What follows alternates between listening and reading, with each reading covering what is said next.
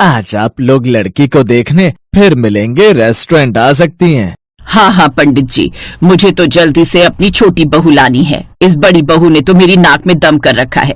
एक नंबर की कामचोर है ये।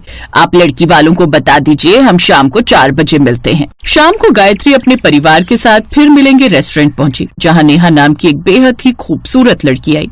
वाह, ये तो कोई सुपर मॉडल लगती है। हाँ, दिखने में तो हूर की परी है, लेकिन क्या ये घर के कामकाज जानती होगी? अच्छा बेटी, क्या तुम घर के कामकाज जानती हो? हाँ, मेरी बेटी घर का सारा काम जानती है। इतना ही नहीं, ये जॉब भी करती है, कभी डे शिफ्ट कभी नाइट। ये बात सुनते ही अनुप्रिया का माथा ठनक गया। है, ये तो मेरी सारी उम्मीदों पर पानी फिर ही गया। अगर ये जॉब पर रहेगी तो मेरा क्या होगा? माँ जी, ये जॉब वाली लड़कियां ना घर का नाश कर देती है, और ये नाइट जॉब भी करती है, तो मोहल्ले वाले लोग क्या कहेंगे? कह तो तू ठीक रही है। नहीं नहीं, ये लड़की नहीं चलेगी। अपने घर में रात को थोड़ी ना काम करवाऊंगी इससे। माफ कीजिएगा बहन जी, लेकिन हमारी सोच नहीं मिलती। हाँ ठीक है बहन जी, जैसी आपकी इच्छा। जेठानी खुश हुई कि उसके ससुराल में नौकरी वाली देवरानी आने से बच गई। वो नहीं चाहती थी कि कोई नौकरी करने वाली देवरानी उसके ससुराल में आए, नहीं तो घर का सारा काम उसको अकेले ही करना पड़ेगा। इसलिए उसने अपनी सास को भड़का दिया और ये रिश्ता भी टूट गया। कुछ दिन बाद गायत्री अपने छोटे बेटे की शादी की चिंता में उदास बैठी थी। तभी उसकी बहन लता वहाँ आई। क्या बात है मेरी गट्टो, इतना उदास क्यों लग रही है? अरे दीदी तुम आओ आओ। गट्टो, मेरी ननद की एक बेटी है सगुन, बड़ी ही गुणी सुंदर और संस्कारी लड़की है। कहूँ तो बात करूँ उससे? सच में? तो बात आगे बढ़ाओ ना। अब लता देवी ने बात आगे बढ़ाई और कुछ दिन बाद वो सब लड़की वालों के घर आ गए। देखती हूँ आज कैसी लड़की पसंद करते हैं। अगर मेरे काम की नहीं हुई तो उसको भी चलता करूंगी। संडे को वो सभी उस लड़की जिसका नाम सौंदर्य था उसे देखने गए। सौंदर्य दिखने में तो खूबसूरत थी ही, साथ ही घर के सभी कामकाज भी जानती थी। जेठानी ने तो छूटते ही पहले एक सवाल पूछा। सौंदर्य, नाम तो बड़ा सुंदर है, बिल्कुल तुम्हारी तरह, लेकिन क्या तुम घर के कामकाज जानती हो? जी दीदी, मैं घर के सारे कामकाज कर लेती हूँ, आप फिक्र मत कीजिए। अच्छा तो ये बताओ, तुम कोई नौकरी तो नहीं करती हो ना? जी नहीं, मैं नौकरी नहीं करती। मैं तो। ये सुनकर जेठानी तो बड़ी ही खुश हुई। बस बस बस, आगे कुछ कहने की जरूरत नहीं। मेरा सपना पूरा हुआ। मुझे मेरी पसंद की नौकरानी मतलब देवरानी मिली गई। माँ जी, मुझे ये देवरानी बहुत पसंद है। रौनक और सौंदर्य के परिवार में अच्छी खासी बातें हुई और सौंदर्य आखिरकार सबको पसंद भी आ गई। फिर उनकी शादी बड़ी धूमधाम से हुई। कुछ महीने बाद सौंदर्य उस घर की बहू बनकर आ गई। उसकी जेठानी और सास ने बड़े प्यार से उसका स्वागत किया। लो भाई, अब मैं जेठानी बन गई। इस घर में अब मेरी देवरानी आ गई। अब इस घर के सारे कामकाज मेरी देवरानी सौंदर्य के जिम्मे। अरे बड़ी बहू, कुछ तो शर्म कर। अभी उसे आए हुए कुछ पल भी नहीं हुए और तुम आते ही उस पर काम डालने लगी। अरे माँ जी, वो तो मैं मजाक कर रही थी, अपनी देवरानी की टांग खींच रही थी बस। फिर नई बहू का स्वागत बड़े प्यार से हुआ। शादी की थकावट में सब जल्दी ही सो गए, लेकिन अगली सुबह सौंदर्य जल्दी उठकर जाग गई। ये देख जेठानी बड़ी खुश हुई। हाय, मेरी मेहनत रंग लाई। इतने सालों से जैसी देवरानी की खोज में कर रही थी, वो मुझे अब मिल गई। वाह वाह। लेकिन अगली पल जैसे अनुप्रिया के सारे अरमानों पर पानी फिर गया। दीदी, आप तब तक कॉफी बना दीजिए, मैं उतनी देर में नहा कर आती हूँ। हैं? अच्छा ठीक है। ये सुनकर अनुप्रिया का माथा ठनक गया, लेकिन फिर उसे लगा कि आज उसका पहला दिन है, इसलिए उसने कुछ नहीं कहा। उसने सबके लिए कॉफी बनाई, घर की सारी सफाई की, सबके लिए खाना बनाकर तैयार भी कर दिया। तब जाकर उसकी देवरानी नहाकर और पूजा पाठ करके आई। फिर आकर उसने मीठे में सबके लिए हलवा बनाया। इतना किचन तो मैंने सारा खाना बनाने के वक्त भी नहीं फैलाया जितना इस महारानी ने एक हलवा बनाने में फैला दिया। ऊपर से मैडम कहकर गई है बर्तन मैं साफ करूं, जैसे इसके बाप की नौकर लगी हूँ। सबके साथ खाना खाने के बाद सौंदर्य अपने पति के साथ अपने मायके चली जाती है। अब बेचारी जेठानी पीछे से सारी बर्तन अकेले धोती है। ये अच्छी परेड लगी है मेरी। सोचा था देवरानी आएगी तो आराम मिलेगा, लेकिन यहाँ तो बैंड बजी पड़ी है। शाम को वो पग फेरों की रस्म से वापस आती है तो जेठानी मन ही मन सोचती है, अब देख बच्चू, कैसे मैं कल से तुझसे सारा काम करवाती हूँ। लेकिन अगले दिन जब अनुप्रिया सोकर उठती है तो उसके तो होश ही उड़ जाते हैं। उसकी देवरानी हाथ में बड़ा सा सूटकेस लेकर तैयार होकर खड़ी थी। अरे देवरानी जी, ये इतनी सुबह सुबह कहाँ जा रही हो? वो भाभी, मैं और ये हनीमून के लिए गोवा जा रहे हैं और 2 हफ्ते बाद लौटेंगे। ये सुनकर तो अनुप्रिया चुप ही रह गई, लेकिन फिर उसे लगा चलो कोई बात नहीं, अब जहाँ इतना झेला है तो कुछ दिन और सही। अब वो अगले 2 हफ्ते तक घर के सारे कामकाज अकेले करती है और 2 हफ्ते बाद उसकी देवरानी जब हनीमून से लौटती है। ये लीजिए जेठानी जी, ये गोवा की ड्रेस और चॉकलेट्स मैं आपके लिए लाई हूँ। Thank you so much. लेकिन इन सब की क्या जरूरत थी? अच्छा वो मैं कह रही थी खाना बना, आप लोग खा लो जेठानी जी, हम तो बाहर से खाकर आए। ये कहकर सौंदर्य अपने कमरे में चली गई। खाकर आया लेकिन मैं तो बनाने के लिए कह रही थी। बस बहुत घूम ली ना, अब मैं बताती हूँ तुम्हें, जब घर के सारे काम कल से तुम्हें अकेले करने पड़ेंगे। अगले दिन अनुप्रिया जानबूझकर देर तक सोती रहती है।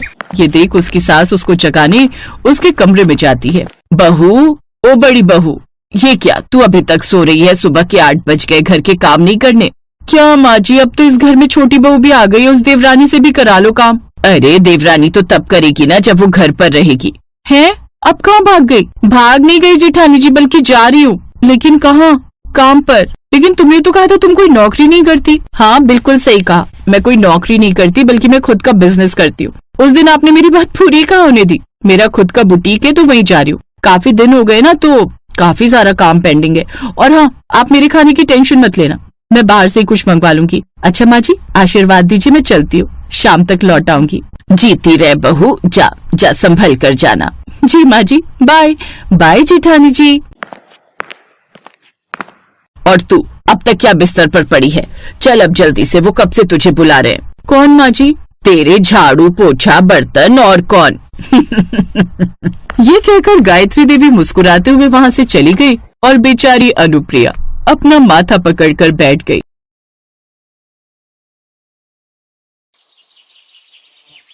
सुमित्रा के दोनों बेटों की शादी एक ही दिन हुई। जहां उसकी बड़ी बहू अर्चना सरल स्वभाव की थी, तो वहीं छोटी बहू अंकिता काफी चंट और चालाक थी। ऐसे ही समय बीता और दोनों बहुओं को उस घर में आए हुए 6 महीने बीत गए। अंकिता का पति जहां ठीक ठाक कमाता था, तो वहीं अर्चना के पति की कमाई कुछ ज्यादा नहीं थी, इसलिए घर खर्च चलाने में अर्चना भी नौकरी करने लगी। अर्चना नौकरी करती थी और शाम को घर लौटती थी, इसलिए रात की रसोई का काम उसके हिस्से आया, जबकि दिन की रसोई अंकिता ने संभाली। एक रोज अर्चना सीधी ऑफिस से आई और रसोई में घुस गई। भाभी, आप अब आ रही हैं? आप जानती है ना सबको डिनर समय पर चाहिए होता है, लेकिन फिर भी आपने आने में देर कर दी। वो अंकिता, आज ऑफिस में काम ज्यादा था इसलिए आने में देर हो गई। अंकिता बहू, बड़ी बहू अभी आई है, उसे 2 मिनट सांस तो लेने दे, पानी तो पीने दे। माँ जी, आप तो ऐसे कह रही है जैसे मैं इस घर की नौकरानी हूँ और सारे काम मैं ही करूंगी। ये भी तो इस घर की बहू है, तो इनका भी तो फर्ज बनता है ना घर के काम करने का। अच्छा भाभी, अब आप पहले बर्तन धो लीजिए, फिर रात का खाना बना लीजिए। वो क्या है ना, घर में कई सारे काम होते हैं, इसलिए मुझे बर्तन धोने का टाइम ही नहीं लगा। ठीक है, मैं कर लूंगी। थकी हारी अर्चना घर के कामकाज में लग जाती है। अंकिता बहुत चालाक थी। वो दिन की रसोई तो बनाती, लेकिन ज्यादातर बर्तनों का ढेर अपनी जेठानी के लिए रख देती। दोनों देवरानी जेठानी में काम बटा हुआ था। अर्चना के हिस्से में रात का काम था, इसलिए वो रात को घर आकर पहले दिन के बर्तन धोती, जिसके बाद रात के लिए सबका खाना तैयार करती, फिर बर्तन धोती, तब जाकर कहीं सोने जा पाती। लेकिन इन सब कामों में उसे रात के 12 बज जाते। फिर अगली सुबह नाश्ता बनाकर ऑफिस के लिए तैयार होकर निकल जाती। उसकी सास को अपनी बड़ी बहू पर तरस तो आता था, लेकिन वो चाहकर भी कुछ नहीं कर सकती थी, क्योंकि उसकी खुद तबीयत ठीक नहीं रहती थी। लेकिन इन सब कामों में अर्चना को ऑफिस के लिए देर हो जाती थी और उसे अपने मालिक से डांट खानी पड़ जाती थी। क्या बात है अर्चना, आज तुम फिर लेट हो गई। आखिर ऐसा कब तक चलेगा? अगर ऐसा ही चलता रहा ना, तो अपने लिए दूसरा ऑफिस ढूंढ लो। हमें लेट लतीफ स्टाफ की जरूरत नहीं है। सॉरी सर, लेकिन आगे से ऐसा नहीं होगा। और अगर आगे से ऐसा हुआ ना, तो मुझे तुम्हें निकालने में देर नहीं लगेगी। सबके सामने मैनेजर उस पर इस कदर चिल्लाया कि उसके आंसू निकल गए। फिर सारा दिन ऑफिस में काम करके घर आकर फिर रात की रसोई संभालो। अंकिता तो चालाक थी, उसने आसान सा काम पकड़ रखा था। वो दिन में दाल चावल उबालकर फ्री हो जाती, जबकि बेचारी अर्चना को डिनर में रात को 2-2 सब्जियां बनानी पड़ती। फिर पूरे परिवार के लिए भरी गर्मियों में 1-1 घंटा खड़े रहकर ढेर सारी रोटियां बनाओ, वो अलग। भाभी, मेरा ना आज डिनर में इस कोफ्ते की सब्जी के साथ पराठा खाने का मन कर रहा है, तो आप मेरे लिए तो पराठे ही बना देना। और हाँ, मेरा खाना मेरे कमरे में ही भिजवा देना। वो क्या है ना, बहुत ज्यादा गर्मी है, तो मैं अपने रूम में एसी में बैठकर ही खा लूंगी। ठीक है अंकिता, थोड़ा वेट करो, मैं लाती हूँ। अर्चना ने गर्मा गर्म पराठे अपनी देवरानी को जाकर दिए। एक रोज उसे तेज बुखार था। बड़ी बहू, तेरी तबीयत कुछ ठीक नहीं लग रही, तू ऐसा कर, तू सो जा, आज की रात की रसोई मैं देख लूंगी। नहीं माँ जी, आपकी तबीयत तो वैसे ही ठीक नहीं है, आप आराम करिए, मैं संभाल लूंगी। और वैसे भी कल संडे है तो मेरी छुट्टी है। तो सुबह थोड़ा ज्यादा देर तक आराम कर लूंगी। ठीक है बहू, जैसी तेरी मर्जी। अंकिता अच्छे से जानती थी कि अर्चना की तबीयत ठीक नहीं है, लेकिन तब भी वो कभी उसकी मदद करने आगे नहीं आती। जहां अर्चना छुट्टी वाले दिन का बेसब्री से इंतजार कर रही थी, तो वहीं अंकिता को भी पूरे हफ्ते भर इसी दिन का इंतजार रहता। अगली सुबह, भाभी भाभी उठिए, आज आपकी छुट्टी है ना, तो सारा किचन साफ कर दीजिए। रसोई की अलमारियां और डब्बे बहुत गंदे हो रहे हैं। बहू, ये काम तो किसी और दिन भी तो कर सकती है। बड़ी बहू को एक दिन की तो छुट्टी मिलती है, अब उसे आराम भी करने दे। हाँ, मुझे भी तो आज का ही दिन मिलता है। और भाभी, मुझे आज पार्लर भी जाना है, इसलिए साफ सफाई के बाद सुबह का नाश्ता, फिर दिन का खाना आप ही देख लेना, और रात की रसोई तो आपको संभालनी ही है। कुछ देर बाद अंकिता ब्यूटी पार्लर के लिए निकल जाती है और अर्चना घर के कामकाज में लग जाती है। फिर दिन की रसोई बनाकर भी वो तैयार कर लेती है, लेकिन काफी देर तक इंतजार करने पर भी वो नहीं आती। फिर अर्चना ही उसके फोन पर फोन करती है, तो फोन एक आदमी उठाता है। देखिए, इनका एक्सीडेंट हो गया और सड़क पर खून से लथपथ पड़ी हैं। क्या? हे भगवान, आप मुझे बताइए, मैं अभी पहुंचती हूँ।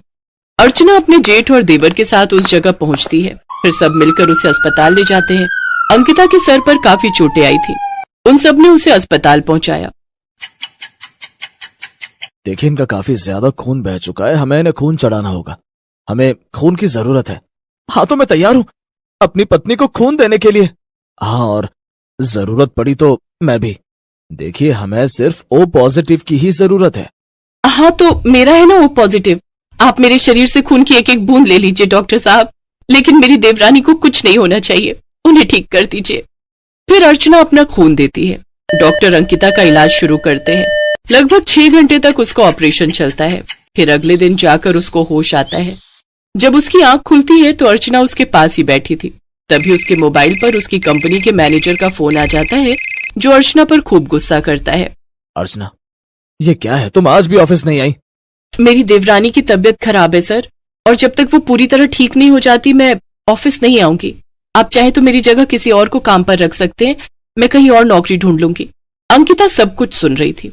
जिस जेठानी पर उसने इतने अत्याचार किए, आज वही जेठानी उसके लिए अपनी जरूरत की नौकरी तक छोड़ रही थी। अंकिता को अपने किए पर बहुत पछतावा हो रहा था। वो अर्चना से माफी मांगती है, अर्चना भी उसे माफ कर देती है। कुछ ही दिनों बाद अंकिता घर लौट आती है, जहां अर्चना उसकी खूब देखभाल करती है और उसका ख्याल रखती है। 1 महीने में वो पूरी तरह ठीक हो गई। फिर अंकिता ने अपनी एक पहचान वाले से कहकर अर्चना की अच्छी कंपनी में नौकरी लगवा दी, जहां उसे हफ्ते में 2 दिन छुट्टी भी मिलती, साथ ही पैसे भी अच्छे मिलते। अब अंकिता अर्चना की पूरी तरह मदद करती और दिन के बर्तन भी खुद ही धोती, साथ ही रात की रसोई में भी जेठानी का पूरा हाथ बटाती। अब दोनों देवरानी जेठानी एक साथ खुशी खुशी रहती।